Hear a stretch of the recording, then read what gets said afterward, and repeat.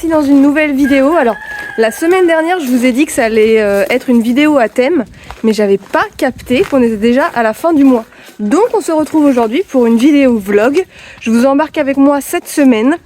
Alors je commence un mardi puisque hier, je sais pas si ça s'entend, mais j'étais malade comme un chien. J'ai travaillé ce week-end, j'étais en repos lundi, mon corps a lâché. Malgré que j'ai quand même fait des trucs, hein, mais j'étais KO. Et là aujourd'hui ça va un petit peu mieux, même si je suis encore bien prise. Et du coup je me suis dit que j'allais vous embarquer ce mardi avec moi. Et puis, c'est bon mon Julius ? Et puis certainement tout au long de la semaine. Comme promis, je vais vous faire un petit point sur ce qui s'est passé durant ce mois de septembre. Et aussi mes projections pour le mois d'octobre. Le mois des citrouilles qui approche. Et puis aussi du coup l'avancée vers la saison automnale et un petit peu la période la plus haute pour ma production de laine mohair et surtout mes ventes. La mise en avant de mes produits, toutes ces petites choses là, c'est ma période. Donc ça se prépare, du coup c'est pas mal de travail. Alors un petit point concernant les biquettes. Tout le monde va plus ou moins bien, c'est-à-dire que pour tout ce qui était parasite de la dernière fois au mois d'août, donc l'antiparasitage a été fait, on a fait le rappel. Attention! Excuse-moi mon Julius. On a fait l'antiparasitage mi-août et il fallait faire une deuxième dose un mois plus tard, donc on l'a fait hier, le 23. Les œdèmes chez les petits se sont estompés, même s'il y en a qui sont encore visibles sur Vanille principalement. Et puis concernant Vanille, justement, depuis dimanche, elle a un petit souci à l'œil. Elle s'est mis un épillet de foin, puisque ça y est, on leur donne plus de foin. Donc c'est la période, là d'expérience, je me rends compte que généralement à cette période, alors c'est arrivé surtout sur les jeunes, mais ça arrive aussi sur des adultes, ils se mettent des petits morceaux de foin dans les yeux quand ils sont au râtelier. Et du coup, des fois ça reste coincé. Donc là, il y a un petit morceau qui est resté coincé. Vanille, c'est le petit chevreau qui est tout à gauche. Et donc dans son œil droit, il y avait un petit morceau de foin, donc mon chéri l'a retiré. Mais en fait, on a fait le test pour savoir si elle a eu un ulcère, donc si elle a eu carrément une plaie sur la cornée. Et oui, malheureusement, elle a un petit ulcère, donc on est en train de le soigner. Bon, ça ne l'handicape pas plus que ça, elle entrouvre un petit peu son œil, mais on voit qu'il y a un voile dessus et que ça la gêne la pauvre. Donc il faut mettre des gouttes, je crois que c'est 5 à 8 fois par jour. Donc là, on fait à peu près toutes les 2-3 heures. Et puis après, en fonction de l'amélioration, on espace. Voilà, j'espère que ça va aller et que ça ne va pas empirer.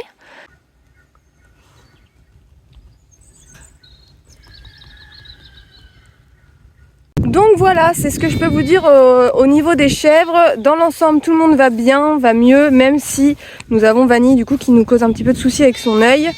Côté chèvre, on est aussi au moment où je recherche du foin.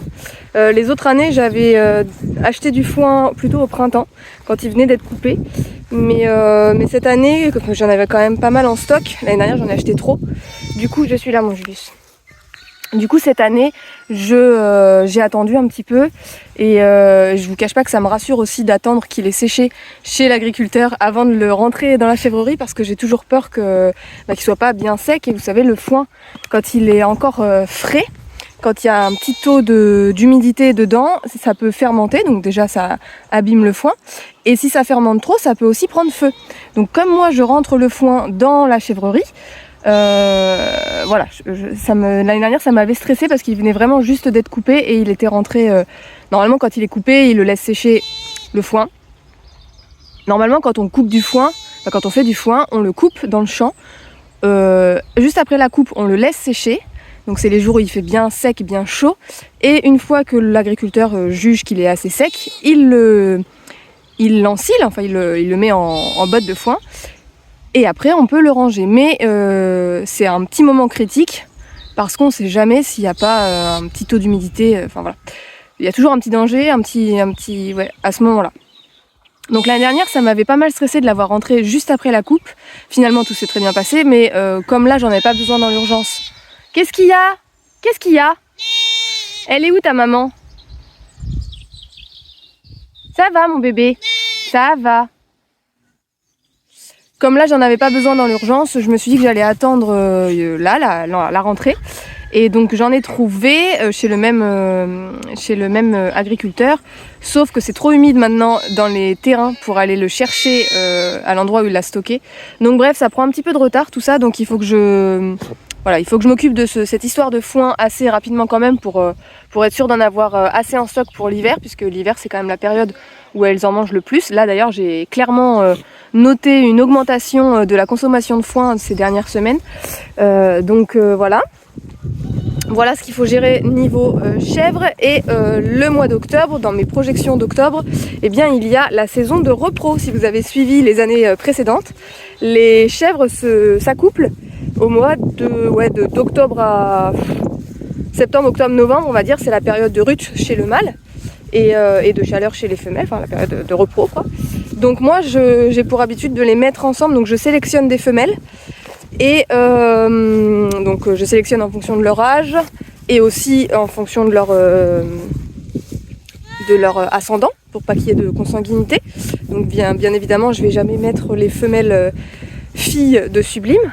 Là pour l'instant j'ai mes 4 femelles adultes que j'ai depuis le début, sachant qu'Olive ne s'est jamais reproduite.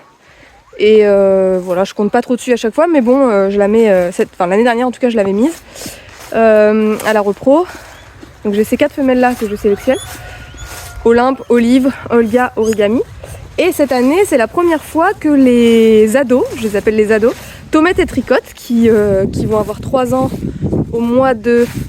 qui auront 3 ans au mois de février, et bien c'est la première année où elles vont rencontrer Sublime. Déjà l'année dernière elles étaient en chaleur, elles collaient le grillage, mais j'avais jugé qu'elles étaient trop jeunes pour les mettre avec lui. Mais là cette année c'est la bonne, donc on verra si ça prend ou pas, mais en tout cas ce sera leur première fois en contact avec Sublime.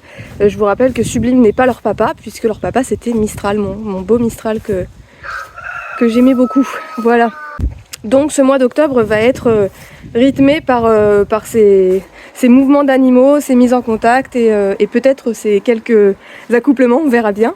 Alors du côté des moutons, là il va y avoir du boulot parce que je suis déjà un petit peu même en retard. Vous voyez, je viens de leur déposer du foin au pied de l'arbre parce qu'ils n'ont pas encore de vraie cabane à proprement parler. Pour l'instant, j'avais pour idée de mettre... En fait, il faut refaire le plancher de cette petite roulotte, refaire le plancher et mettre soit des bâches, soit des planches sur les murs à l'intérieur de cette roulotte pour que ce soit quand même étanche au vent et à l'eau. Pour l'instant, c'est toujours pas fait. Du coup, quand ils veulent s'abriter, ils se mettent en dessous, mais franchement, c'est pas l'idéal et je suis pas fière.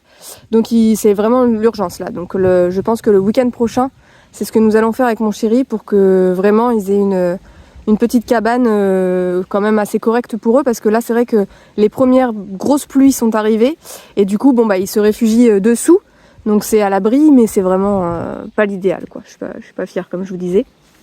Là aujourd'hui il pleut pas, donc je leur ai mis le foin ici, sinon on met le foin aussi sous la roulotte, mais voilà, c'est pas terrible. Donc le prochain chantier, je pense que oui, dans quelques jours, là le week-end prochain, on va leur faire une vraie petite cabane sympa. Voilà, mais sinon de comportement, ça va très bien. Je vous avais parlé de Chérie qui avait un petit rhume dès qu'elle est arrivée. Donc elle a eu un traitement antibio et ça va beaucoup mieux, c'est passé. Je vous dis ça, elle a tchoum. Non mais sinon ça va beaucoup mieux, elle a plus le nez qui coule et tout ça. Et Monsieur Albert qui passait son temps à s'échapper. Là c'est bon, la clôture semble un peu plus étanche puisqu'il ne fait plus de bêtises et il ne se barre plus de l'enclos, donc ça c'est plutôt chouette. Et entre eux ça se passe bien. Après il a toujours un comportement un petit peu oppressant, un petit peu chiant, hein. C'est un vrai personnage cet Albert. Après heureusement les filles savent se défendre, surtout Chérie, elle a un bon caractère, donc elle se laisse pas faire. Et voilà, dans l'ensemble ça se passe quand même très bien. Je sais pas si vous vous souvenez, j'avais fait une vidéo à ce sujet. On a fait poser un drain tout autour de la chèvrerie pour pouvoir écouler les eaux de pluie, parce que dans l'angle, à l'intérieur de la chèvrerie, il y avait beaucoup d'humidité qui remontait par le sol. Donc l'année dernière, je crois, ou il y a 2 ans, je sais plus, on a fait poser un drain, mini-pelle, tutti quanti. Donc là, il y a un drain tout autour. Et dernièrement, là, cet été, on a installé ce réservoir d'eau qui récupère l'eau de la toiture, donc qui est assez grande, donc c'est chouette. Et du coup, qui nous permet d'abreuver nos animaux et aussi d'arroser les plantes et tout ça.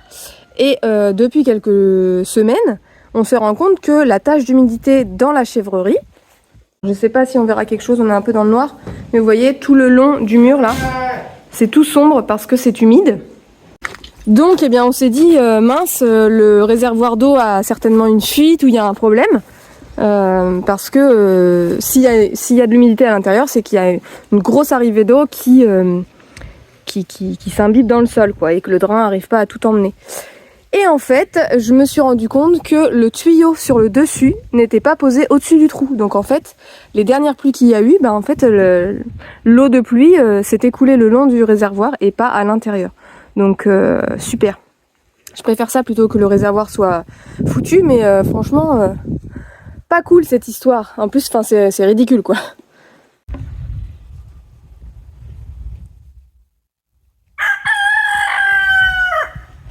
Et alors concernant les nouvelles poulettes, elles se sont très bien adaptées. C'est marrant parce qu'elles vivent quand même dans leur coin entre elles. Elles se mélangent pas tant que ça avec les autres poules. Mais elles ont vraiment leurs petites habitudes maintenant. Et c'est assez rigolo. Là depuis peu, Mozart le coq qui est tout là-bas. On verra pas, on verra peut-être. Là il a bien compris qu'il y avait des poiriers. Donc le matin quand il sort, il court pour aller chercher les poires au pied des poiriers, c'est assez marrant. Et les femelles, souvent, elles restent ici, elles se mettent sur le bord de la clôture où il y a un petit peu de terre et elles aiment bien s'allonger dessus. Quand il y a du soleil, là, elles se font des bains de poussière. Elles sont très rigolotes et puis elles sont très... dès qu'on rentre dans la basse-cour, elles viennent à nos pieds, elles viennent voir et tout, elles sont super mignonnes. Donc c'est plutôt chouette, je suis contente pour elles. Et alors, je sais pas si vous vous souvenez de nos petits poussins, mais ils ont bien grandi. Petite crapule. C'est marrant parce que le petit marron là, je sais pas du tout à quoi il va ressembler. On n'a jamais eu de petits poussins ou de poules de cette couleur. Donc on verra.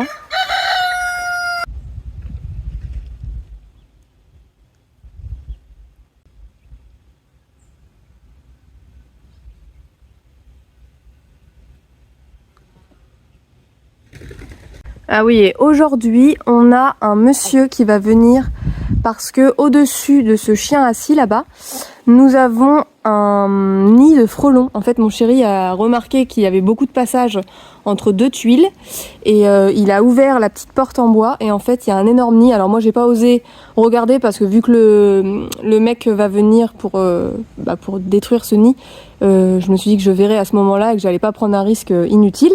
Donc j'essaierai de filmer si j'ai l'occasion, mais apparemment c'est assez impressionnant là, vu la grosseur du nid. C'est fou parce qu'on les a pas plus entendus que ça cette année. En plus c'est au-dessus du salon donc on aurait pu entendre du bruit mais pas tant que ça. Donc, mais apparemment le nid est très impressionnant. J'essaierai de vous faire des petites images.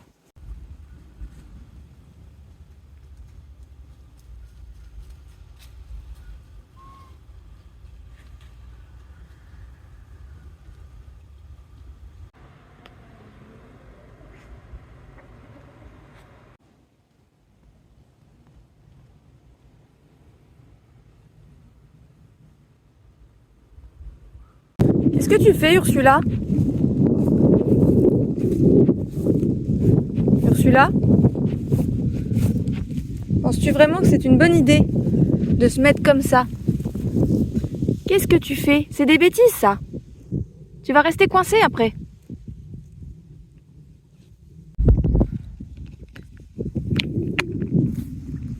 Bon, c'est non sans mal que je viens de retirer la tête d'Ursula dans le grillage. Je sais pas pourquoi elles ont cette manie de toujours vouloir manger l'herbe qui est de l'autre côté du grillage. Alors que là, c'est vraiment... En plus, ça a bien poussé là dernièrement dans notre champ. Donc, c'est vraiment pour nous embêter et pour prendre un risque inutile. Là, j'attends mon chéri qui va me rejoindre pour qu'on mette les gouttes dans l'œil de Vanina. J'ai les petites gouttes avec moi. Pour vous faire un petit point sur... pas de Vanina, pas du tout, de Vanille. Pour vous faire un petit point sur Vanille justement, parce que je vous en ai parlé, mais mardi dernier, et là on est samedi aujourd'hui, Dans la semaine, donc je vous ai dit, elle s'était mis un petit bout de foin dans l'œil, on l'a retiré, on a nettoyé, puis comme ça avait fait un ulcère, donc une petite plaie sur la cornée, il fallait mettre des gouttes antibiotiques. On en avait parce qu'on a déjà eu ce cas de figure. Donc on a fait ça, sauf que du coup donc c'est notre diagnostic. Alors on a été conseillé par téléphone et en photo et tout ça par une amie vétérinaire, mais on est les seuls à avoir vu son œil de près. Et dans la semaine, on avait peur que ça évolue dans le mauvais sens, que ça évolue mal, parce que ça faisait un petit liseré rouge en haut de son œil, et puis un petit voile s'était formé. Donc ça pouvait être la cicatrisation, mais ça pouvait être aussi un reste de foin qu'on n'aurait pas réussi à enlever correctement. Donc par sécurité, jeudi dernier, on a décidé d'emmener Vanny chez le vétérinaire. Finalement, il a fait le même diagnostic que nous et le même traitement, il ne restait pas de foin. Et donc il nous a prescrit d'autres petites gouttes antibiotiques et ça tombait bien parce que nous on n'en avait plus, on arrivait à la fin de notre flacon. Et là, déjà jeudi en fait, avant de l'emmener chez le vétérinaire, on voyait finalement une petite amélioration parce qu'elle ouvrait de mieux en mieux son œil. Et là, clairement, il y a un petit voile, mais elle l'ouvre très bien comme l'autre. Donc on est rassuré. Il faut continuer ces petites gouttes plusieurs fois par jour. Et puis lui, ce qui est bien, le véto, c'est qu'il nous a donné aussi un produit cicatrisant. Donc pour l'ulcère, c'est bien. Donc voilà, elle est entre de bonnes mains. Elle a été vue par le vétérinaire. Et on a un stock de petites gouttes à notre disposition, donc tout est bon et normalement ça devrait bien se passer. L'œil, hop. Maki, il a fait de l'emmener ce petit chien d'amour. J'ai bien fait de l'emmener ce petit chien. Attends, mon père. Ah, ma chérie.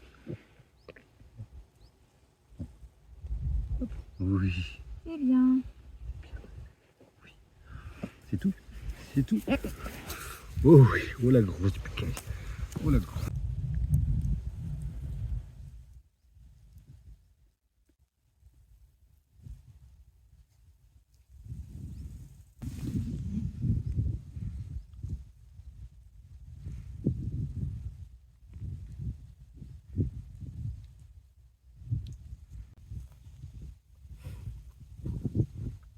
Ça va ma bambou?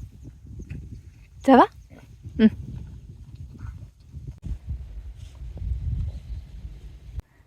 Julius, tu viens? Viens. Oui, oui, oui, oui, oui mon Julius, oui mon Julius, bravo mon Julius, ah oui.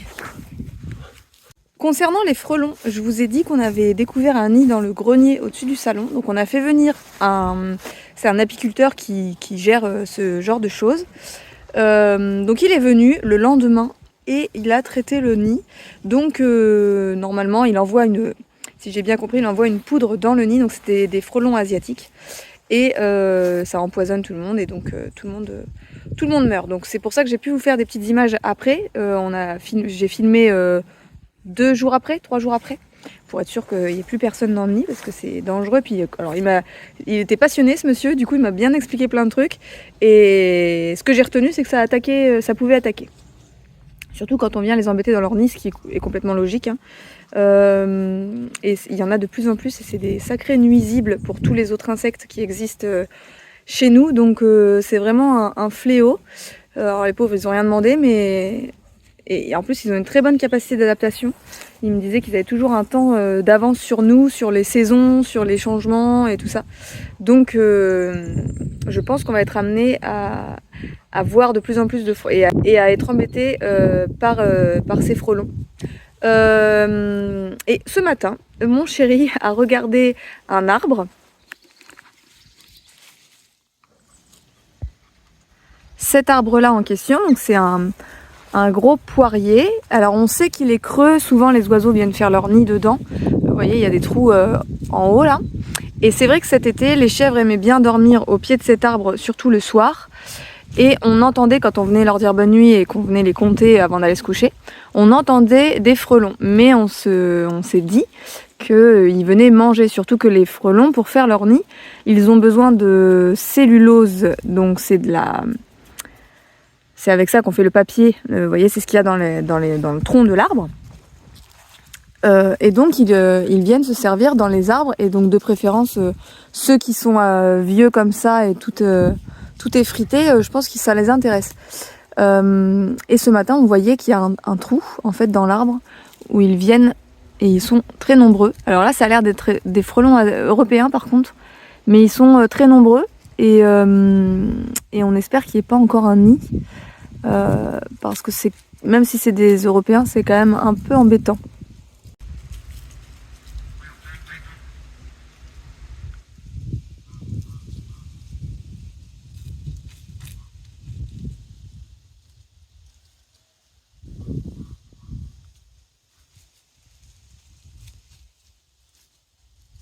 Bon voilà, vous avez vu un petit peu l'histoire, donc malheureusement je pense qu'on va devoir recontacter le monsieur pour savoir ce qu'il en pense. C'est chiant parce qu'en plus ça peut aussi s'attaquer aux animaux si jamais ils ont... je sais pas. Donc voilà, on va demander l'avis au mec et puis on verra ce qu'il en pense. On sait pas si c'est vraiment un nid ou si c'est juste ils viennent se servir de quelque chose dans l'arbre ou alors manger, puisque du coup en ce moment là il y a plein de poires. Mais bon, on a bien l'impression qu'il y a un trou bien spécifique où il y a beaucoup d'allers et retours et ça pourrait quand même être la présence d'un nid. On verra. En tout cas, on va devoir rappeler le monsieur. C'est génial.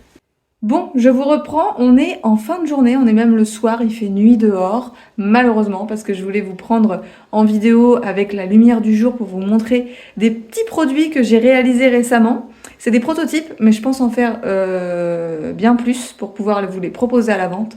Je vais vous les montrer. Vous me direz dans les commentaires ce que vous en pensez. Alors je suis un peu en retard dans la saison puisque c'est pile poil en ce moment que peut-être que vous aimeriez en acheter. Donc je ne suis pas prête, mais l'inspiration m'est venue à ce moment-là, donc voilà. Si je ne vends pas ces petites choses cet automne, je les vendrai l'automne de l'année prochaine, c'est pas grave. En tout cas, je suis très contente de mes petites heures. Vous avez vu, je me suis installé une petite vidéo YouTube avec de la musique, donc là j'ai coupé pour pas que ça gêne dans la vidéo YouTube. Mais j'aime beaucoup me mettre cette petite ambiance automnale à la période d'automne. J'avais découvert ça pour Noël. À Noël, je me mets toujours ambiance Noël, cheminée, des choses comme ça, avec des petites musiques de Noël. Et l'autre jour, je me suis dit, mais attends, peut-être qu'ils font ça pour l'automne. Et j'ai trouvé, et c'est très agréable. C'est un petit peu jazzy, avec du coup un décor chaleureux comme ça, j'aime beaucoup. Alors je vous montre mes petites créations, mes dernières petites créations que j'ai faites. Alors vous les avez peut-être aperçues derrière moi. J'ai réalisé dernièrement ces jolies petites citrouilles en mohair. Donc laine mohair pour le tricot, mais aussi laine mohair en rembourrage à l'intérieur. Je suis trop contente de mes petites citrouilles, je trouve que ça rend trop bien. Alors celle-ci c'est pas du mohair, celle-ci c'est de la laine que j'avais d'ailleurs, hein, que j'avais avant. Donc c'est pas du mohair, mais je trouve que ça se marie bien ensemble. Et je suis trop contente. Je sais pas ce que vous en pensez. Mais en déco comme ça, automnal, ça fait son petit effet.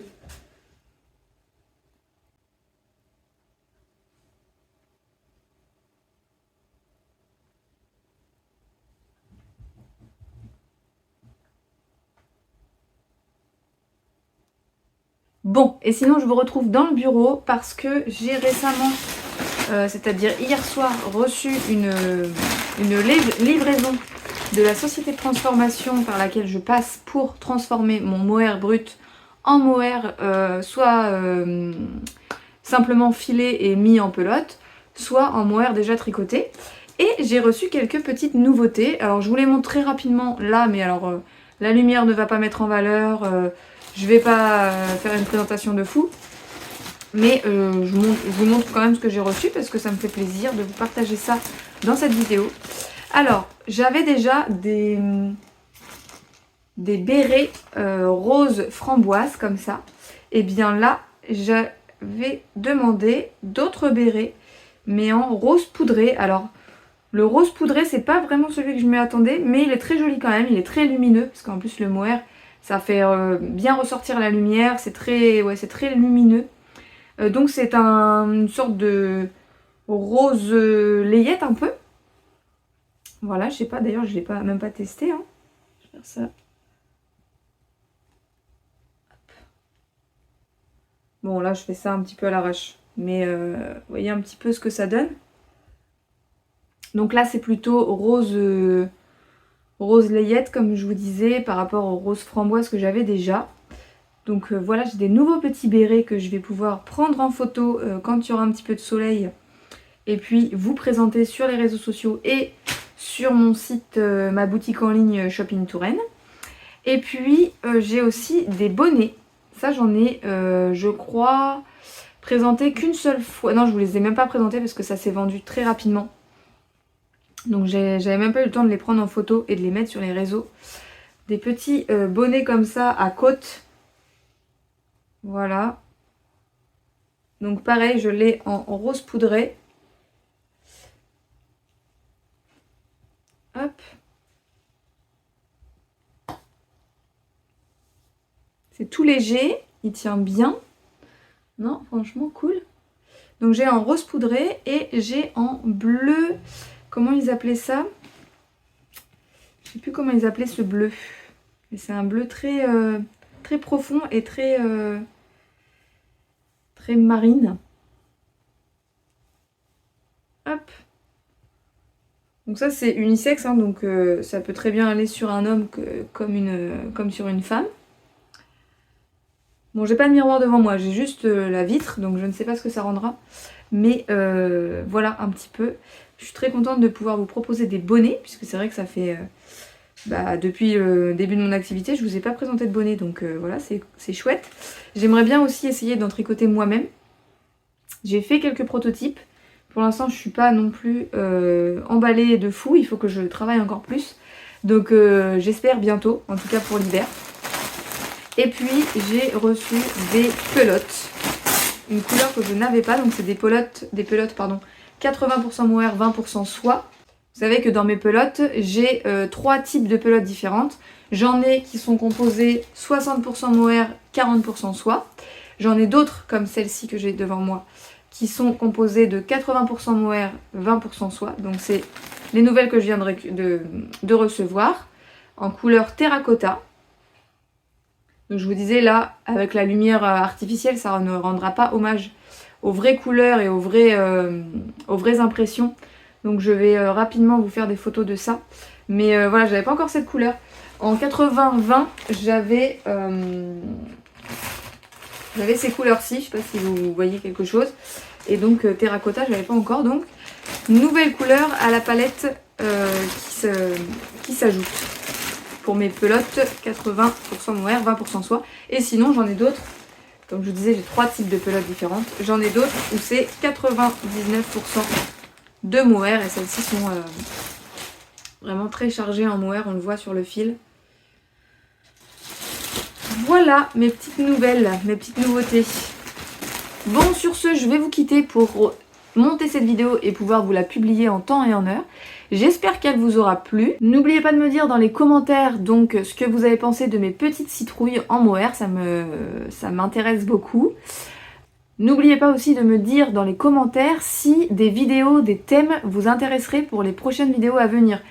Comme je vous disais la dernière fois, j'ai quelques idées, vous m'avez fait des retours déjà, donc je vous remercie beaucoup pour ça. Mais du coup, je suis toujours preneuse d'idées pour préparer des petites vidéos à thème qui pourraient vous intéresser et vous être utiles. Voilà, bah écoutez, je vous remercie d'avoir regardé cette vidéo. Je vous embrasse, puis je vous dis à la prochaine dans une prochaine vidéo. Bye bye!